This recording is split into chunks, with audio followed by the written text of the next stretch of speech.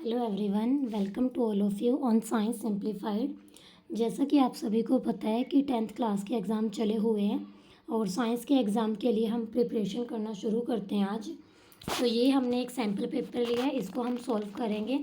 इसी पैटर्न पे, इसी फॉर्मेट पे आपका फाइनल पेपर आएगा, सो दैट आपको कॉन्फिडेंस आ जाए पहले ही कि हाँ, इस तरह का हमने पेपर सॉल्व कर रखा है। क्वेश्चंस हम सिर्फ पढ़ेंगे नहीं, उसको विद फुल एक्सप्लेनेशन करेंगे। उससे रिलेटेड जो क्वेश्चन हैं वो भी आपको बताए जाएंगे, ठीक है। और तीनों पोर्शन करने के बाद लास्ट में मैं आपको पूरी बुक का चैप्टर वाइज एक एनालिसिस भी बताऊंगी, ठीक है।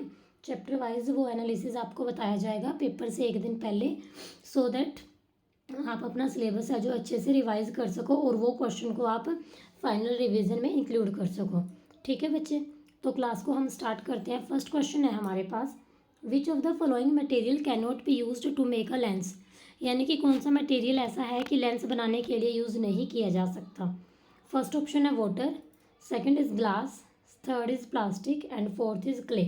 अब यहाँ देखो, लेंस आपने देखा है किसी ने अपनी लैब में देखा ही होगा, है ना, एक्सपेरिमेंट किए होंगे। ग्लास से बना होता है और ट्रांसपेरेंट होता है। तो जो ट्रांसपेरेंट होते हैं उनको हम कहीं ना कहीं लेंस के लिए यूज़ कर सकते हैं कि जिनके आर पार देखा जा सकता है, लेकिन जिसके आर पार ही नहीं देखा जा सकता उसको नहीं यूज़ किया जा सकता, ठीक है। तो वाटर में भी दिख सकता है, ग्लास में तो दिखता ही है, प्लास्टिक में भी काफ़ी हद तक दिखता है, उसके कलर पे डिपेंड करता है ना। लेकिन जो क्ले होती है, क्ले एक तरह की मिट्टी होती है, उसमें से किसी भी तरह से नहीं देख सकते। नेक्स्ट हमारे पास है, if the cross section area of an aluminium wire is double and length remaining same, its resistivity will remain. ये क्या बोल रहा है हमें, इसने बोला है कि अगर जो एरिया है, कोई भी एल्यूमिनियम वायर है, उसका एरिया हमने डबल कर दिया है, ठीक है, ए को हमने 2a कर दिया है और लेंथ उसकी हमारे पास सेम है, तो वो उसकी रजिस्टिविटी पूछ रहा है। तो इसके लिए पहले आपको फॉर्मूला पता होना चाहिए और फिर आपको उसकी डिपेंडेंस की नॉलेज होगी। तो फॉर्मूला मैं यहाँ बता देती हूँ। फॉर्मूला होता है रेजिस्टेंस का, R is equal to rho L upon A. यहाँ पे जो रो होता है वो आपकी क्या होती है, रजिस्टिविटी होती है, ठीक है। तो उसने हमें बोला है कि एरिया है जो वो डबल कर दिया और लेंथ हमारी सेम है, तो रजिस्टिविटी पे क्या इफेक्ट पड़ेगा। तो R is equal to rho L upon A, यहाँ से रो की वैल्यू आप लोग निकाल लो, ठीक है। और जब ये निकालते हैं, डिपेंडेंसी इसकी चेक करते हैं, तो हम यहाँ से क्या देखेंगे, आपका ऑप्शन क्या बनेगा, आंसर यहाँ बनेगा सेम, ठीक है। उसके बाद यानी कि ए ऑप्शन आपका आंसर होगा सेकंड क्वेश्चन का। थर्ड क्वेश्चन है हमारे पास, the rate of flow of charge is called. यानी कि जो विद्युत आवेश के प्रवाह की दर होती है उसको हम क्या कहते हैं, फ्लो ऑफ चार्ज, ठीक है। रेट का मीनिंग होता है उसको टाइम से डिवाइड करना। तो ये हमारे पास क्या होता है, इलेक्ट्रिक करंट, विद्युत धारा, इलेक्ट्रिक करंट। ये तो जैसे करंट के लिए डेफिनेशन बोल दी, ऐसे ही वो वोल्टेज के लिए, वर्क के लिए, ठीक है, एनर्जी के लिए डेफिनेशन बोल के पूछ सकते हैं। फोर्थ क्वेश्चन है, name the phenomena on which formation of rainbow is base. Phenomena बताना है, इंद्रधनुष का जो बनना है ना, वो प्रकाश की कौन सी घटना पे आधारित होता है। ये आपने उस चैप्टर में किया है फिजिक्स में।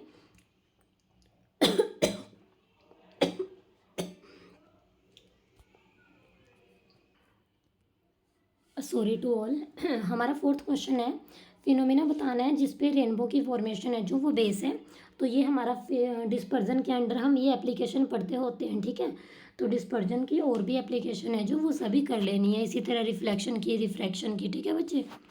उसके बाद फिफ्थ क्वेश्चन में ये आपका असर्शन रीजन है। असर्शन क्या है हमारे पास, ये दे रखी है हमें, इन हाइपरमेट्रोपिया, जो हाइपरमेट्रोपिया होता है उसके अंदर बोल रहा है कि a person can see the distance object clearly but he can not see the near by object. Hypermetropia में क्या होता है कि जो दूर के ऑब्जेक्ट होते हैं वो तो हमें अच्छे से दिखाई देते हैं, है ना, ये तो ठीक है बात है, यही होता है ना हाइपरमेट्रोपिया में। लेकिन जो नियर के ऑब्जेक्ट हैं वो हमें दिखाई नहीं देते। हिंदी में हम इसको बोलते हैं ना दीर्घ दृष्टि दोष। नेम के अकॉर्डिंग नहीं जाना इस पे, जिस पे होता है ना दूर दृष्टि, उसमें दूर के सही दिखाई देते हैं, ठीक है। जिसमें दूर दृष्टि है वो दूर के सही दिखाई देगा, निकट के नहीं देता है वो। अब ये लेंस की बात कर रहा है कि जो हाइपरमेट्रोपिया में है ना, हमारे पास क्या होता है, रीजन में ये बोल रहे हैं कि a person can see the distance object clearly but he can not see the near by object clearly. ये आपकी असर्शन थी। अब रीजन में बोल रहा है कि hypermetropia can be corrected by using a convex lens of suitable power. ठीक है, ये बोल रहा है हमें कि जो हाइपरमेट्रोपिया को कैसे करेक्ट करते हैं हम, कन्वेक्स लेंस का यूज़ करके।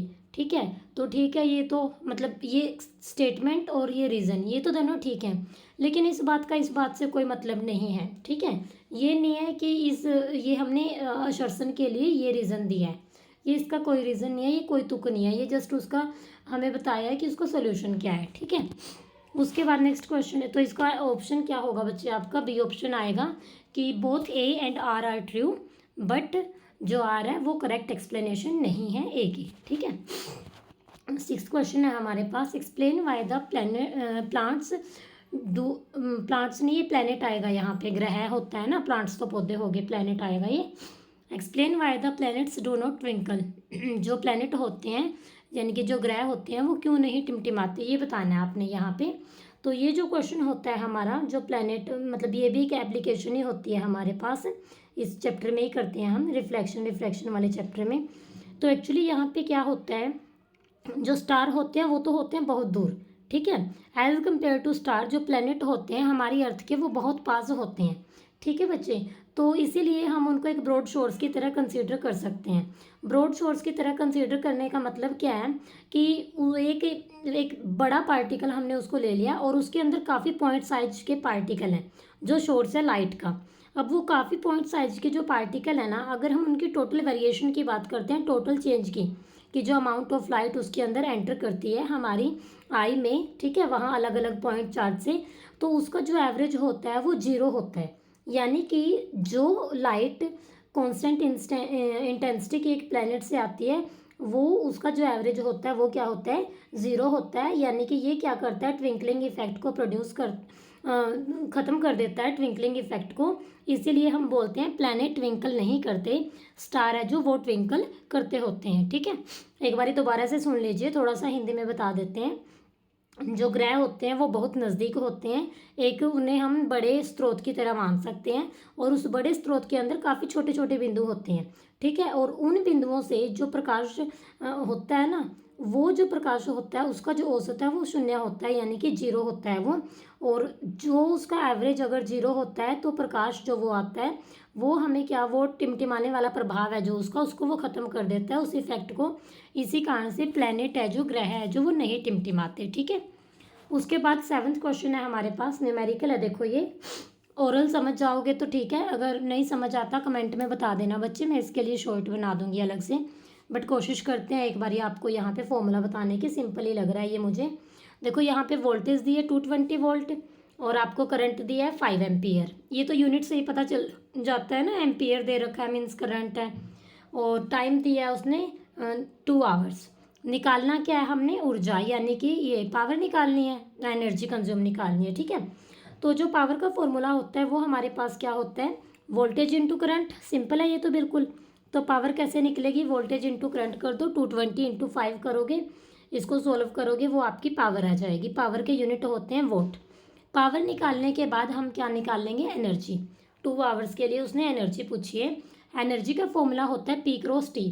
पी हमने निकाल लिया, टी हमारा है 2 आवर्स। ठीक है, और आवर्स को इसमें सेकंड में चेंज कर लेना है आपने, या फिर आवर्स में ही रख लो, फिर लास्ट में यूनिट वहाँ पे किलोवाट आवर में दे देना उसके। ठीक है, तो ये यहाँ से एनर्जी निकल जाएगी।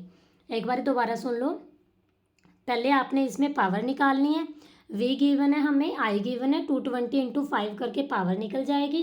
ठीक है, और फिर उसके बाद यहाँ से हमने एनर्जी निकालनी है। एनर्जी का फॉर्मूला होता है पी क्रॉस टी, जस्ट इसको आपने सोल्व करना है। और हमारे जो यूनिट हैं फिर उसको अगर आपने जूल में बनाना है तो उसके लिए 3.6 इंटू 10⁻6 जूल से मल्टीप्लाई कर देनी है। ठीक है, उसका इसके और में ऑप्शन क्वेश्चन दिया है, what is an electric current, right formula and SI unit. देखो स्टार्टिंग में आया था ना वो फिलअप में इलेक्ट्रिक करंट।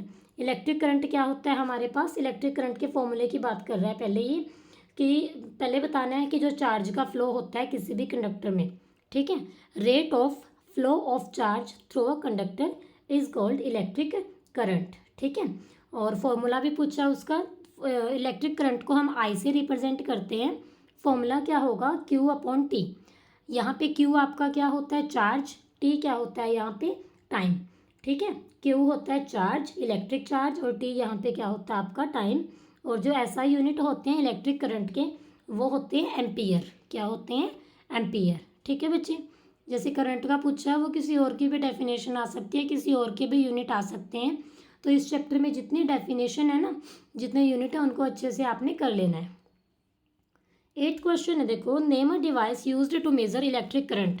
करंट को हम किस डिवाइस से मेजर करते होते हैं बताओ। ये क्वेश्चन नहीं पता आपको, करंट को हम किस डिवाइस से मेजर करते हैं?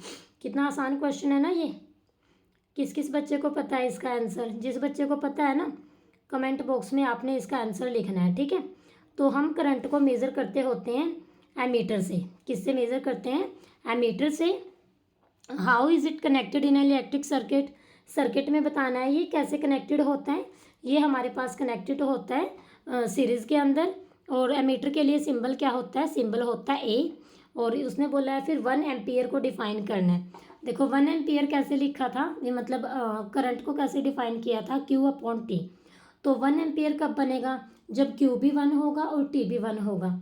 अब Q1 यानी कि चार्ज को किस यूनिट में लेते हो उसके साथ वो वर्ड ऐड कर दो, और टाइम को किस में लेते हैं वो वर्ड ऐड कर देंगे। ठीक है। तो 1 एम्पियर में be defined as the when 1 coulomb current flow through a conductor in 1 second. यानी कि जब हमारे पास 1 कूलम करंट फ्लो करता है 1 सेकेंड में, उसको हम क्या बोलते हैं? That is called 1 ampere. ये ना 1 करके कोई भी डेफिनेशन आ जाती है, बहुत इजी होती है फिजिक्स में। आपको फॉर्मूला पता होना चाहिए सिर्फ, और जो भी उसमें हमारे वेरिएशन यूज फैक्टर जो भी यूज होते हैं ना वेरिएबल, बस आपको उनके यूनिट पता होने चाहिए। ठीक है बच्चे। 9th क्वेश्चन है हमारे पास, describe the magnetic field due to a current through a circular loop. ठीक है। उसने क्या पूछा है हमारे पास? मैग्नेटिक फील्ड बताना है हमने। ये काफ़ी लेंथी क्वेश्चन बनेगा वैसे, थोड़ा मैं एक्सप्लेन कर देती हूँ, लेकिन लिख लेना आप अपने तरीके से, कोई ज़रूरी नहीं जैसे मैंने बताया है। ठीक है। तो जो मैग्नेटिक फील्ड होता है करंट थ्रू सर्कुलर लूप का पूछा है इसने। तो करंट जो फ्लो करता है ना लूप में, तो मैग्नेटिक फील्ड कैसे डेवलप होता है? Around every point of the loop. और किस फॉर्म में? कंसेंट्रिक सर्कल की फॉर्म में। और हर एक पॉइंट के ऊपर जो करंट कैरिंग मतलब लूप है हमारा, सर्कुलर लूप, कंसेंट्रिक सर्कल है जो, वो रिप्रेजेंट करते हैं मैग्नेटिक फील्ड को। किसको रिप्रेजेंट करते हैं? मैग्नेटिक फील्ड को। और वो लार्जर होता जाता है, लार्जर होता जाता है जैसे जैसे वायर से वो दूर जाता है।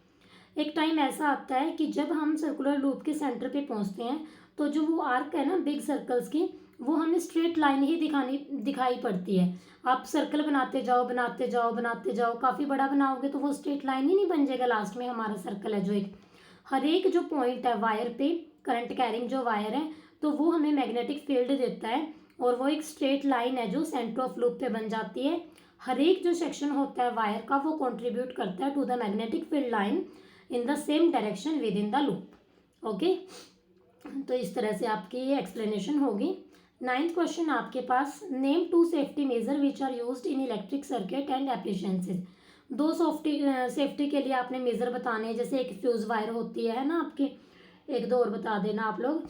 तो फ्यूज वायर कैसे काम करती है? इलेक्ट्रिक फ्यूज ये वायर होती है, वो जो हमारी लाइव वायर होती है ना उसके साथ करती है ये।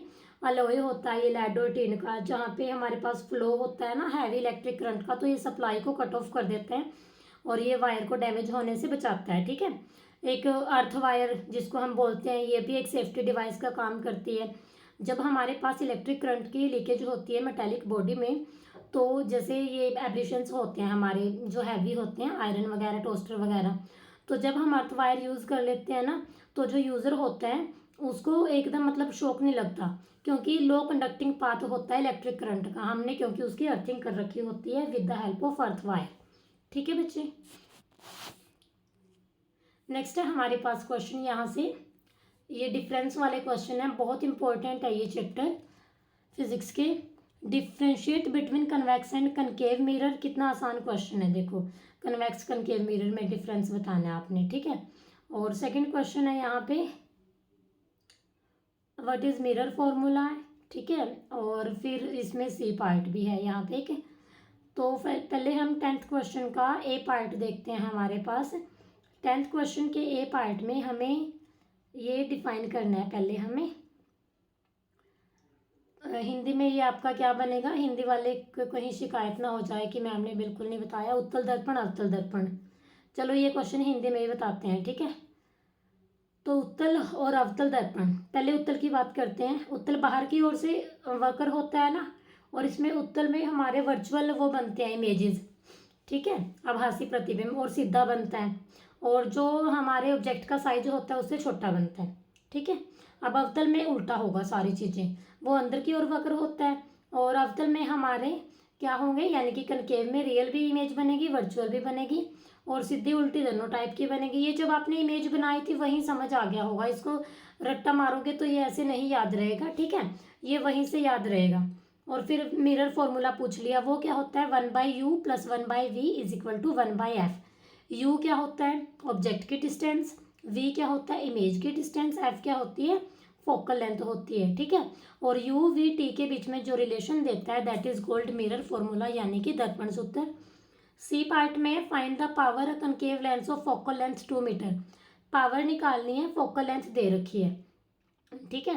तो पावर का फॉर्मूला होता है 1/f, यानी कि 1 आप कर दोगे उसको 2 मीटर, और यहाँ से आपकी पावर निकल जाएगी। और पावर के यूनिट क्या होते हैं, डायोप्टर, पावर के यूनिट क्या होते हैं हमारे पास, डायोप्टर यूनिट होते हैं, ठीक है।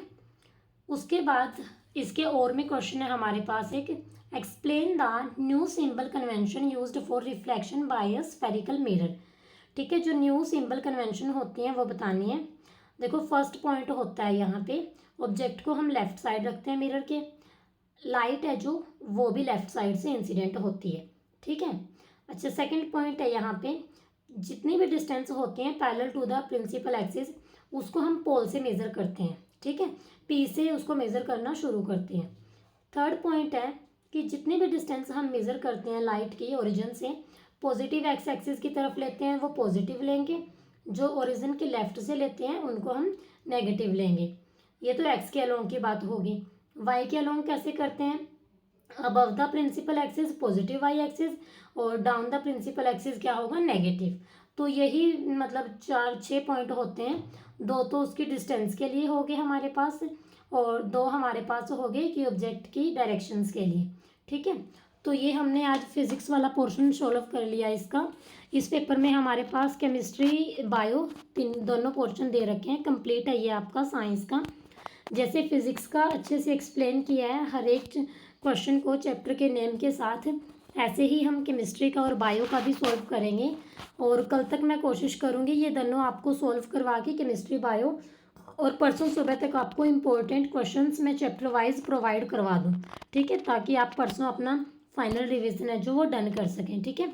और एग्ज़ाम्स के टाइम मतलब ज़्यादा ये नहीं है कि ये भी पढ़ लो वो भी पढ़ लो, बस जो आपने पढ़ा है ना उसको बेस्ट कर लो, ठीक है। इधर उधर इतना ज़्यादा नहीं घूमने की बजाय एक जगह पे अपना फोकस रखो, अपनी एनसीईआरटी लो, एनसीईआरटी से बाहर कुछ नहीं आता।